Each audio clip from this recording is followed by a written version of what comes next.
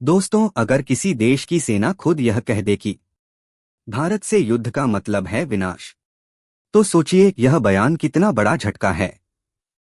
तुर्की के top military commander ने पूरे इस्लामी जगत को चेतावनी दी है। भारत से टकराना आत्मघाती कदम होगा। राष्ट्रपति रेसेप तैयप एर्दोगन का सपना था इस्लामी साम्राज्य का पुनरुत्थान।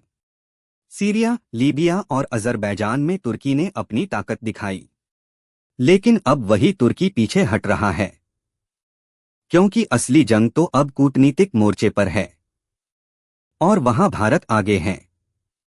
अल जजीरा सेंटर फॉर स्टडीज की नई रिपोर्ट ने सबको चौंका दिया है।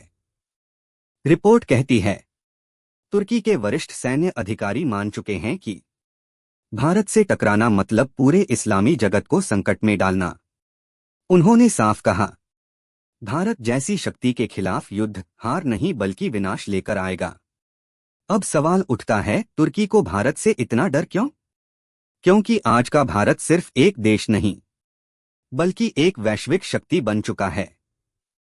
भारत के पास है दुनिया की चौथी सबसे बड़ी सेना, ब्रह्मोस जैसी सुपरसोनिक मिसाइल और एक ऐसा राजनयिक नेटवर्क जो अमेरिका से लेकर रूस तक फैला हुआ है। तुर्की के अधिकारियों ने यह भी कहा, सऊदी अरब, पाकिस्तान और कतर को भारत से दुश्मनी नहीं लेनी चाहिए। उन्होंने साफ शब्दों में चेतावनी दी, भारत के खिलाफ इस्लामी गठबंधन बनाना आत्मघाती कदम होगा।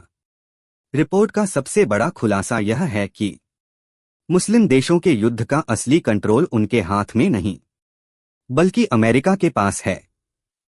तुर्की सेना ने कहा, वॉर का बटन वॉशिंगटन में दबता है, इस्लामाबाद या अंकारा में नहीं। भारत ने हाल के वर्षों में जो डिप्लोमेटिक ताकत दिखाई है उसने सबको हैरान कर दिया। G20 सम्मेलन से लेकर ब्रिक्स तक भारत अब ग्लोबल साउथ का नेतृत्व कर रहा है और यही वजह है कि तुर्की जैसे देश अब भारत के साथ संबंध सुधारने की सोच रहे हैं। अल जजीरा की रिपोर्ट कहती है कि आने वाले वक्त में अरब जगत कई गुटों में बंटेगा, लेकिन किसी में भी नेतृत्व की ताकत नहीं होगी। वहीं भारत स्थिरता और शक्ति का केंद्र बन चुका है। अब भारत न सिर्फ दक्षिण एशिया बल्कि पूरे एशिया की दिशा तय कर रहा है। तुर्की के इस बयान ने एक बात साफ कर दी है, अब भारत से टकराना आसान नहीं। कभी ओटोमन साम्राज्य का गर्व रखने वाला तुर्की आज भारत की ताकत को सलाम कर रहा है। भारत अब सिर्फ एक राष्ट्र नहीं बल्कि एक विचार बन चुका है जो कहता है, हम शांति चाहते हैं, लेकिन अगर कोई चुनौती देगा तो जवाब भी वही देगा जो दुनिया याद रखेगी। क्या यह भारत की कूटनीतिक जीत नहीं है? कमेंट में लिखिए।